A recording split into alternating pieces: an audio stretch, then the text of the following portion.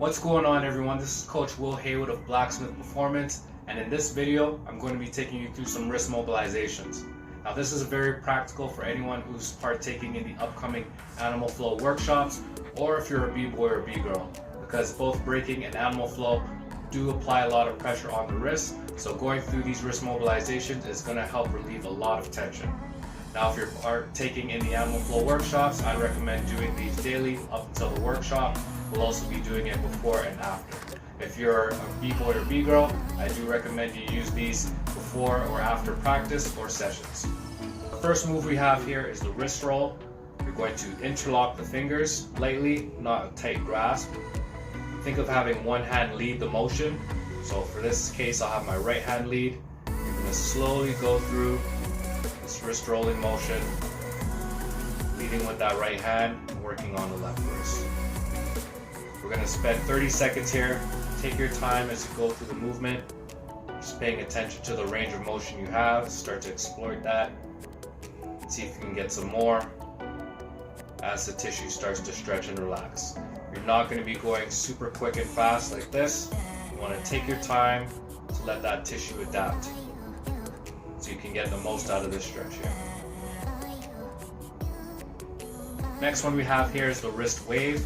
You're going to interlock your fingers again. Think of having one lead hand, so I'll lead with my right. Lightly interlocking the fingers, not a tight grasp. And bringing your other hand down through the motion. Open up at the fingers through this pull and bring that hand up, where I'm feeling that stretch through the palm, the forearm, and bring that hand back down.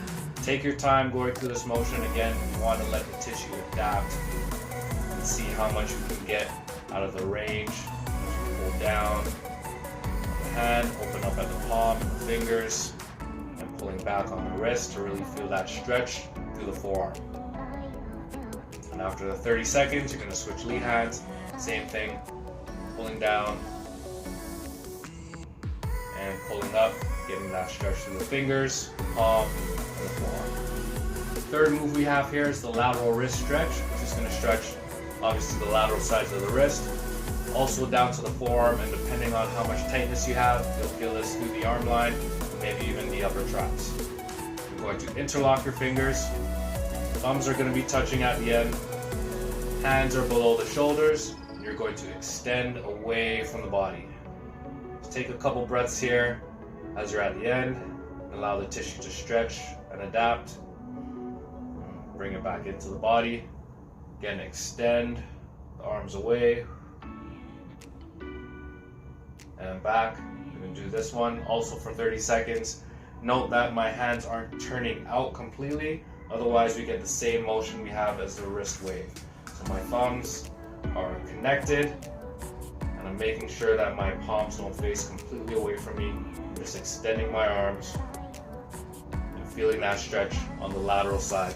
Now this move here is known as a Shaka Stretch. We're making the Shaka hand sign, also known as the hang loose sign, with the thumb and the pinky fully extended on both hands while the other fingers are pulled in.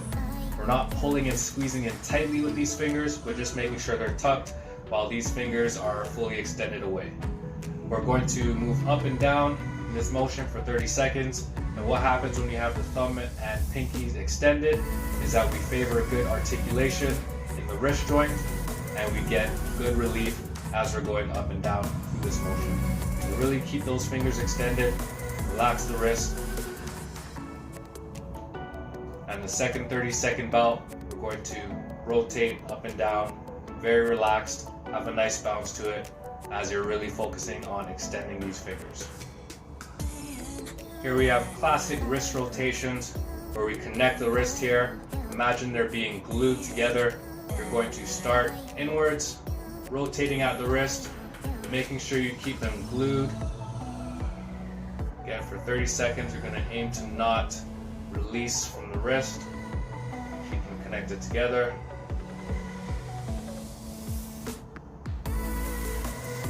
Following 30 seconds, you're going to reverse that movement, rotating out and away from the body.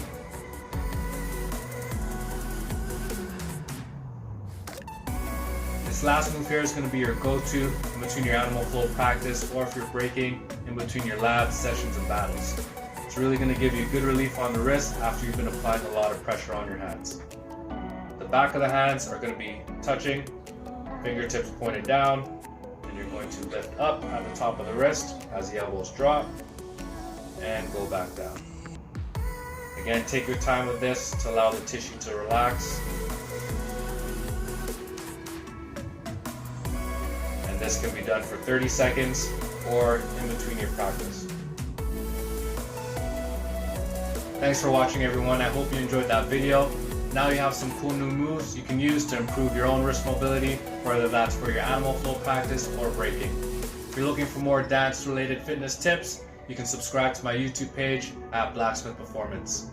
Peace.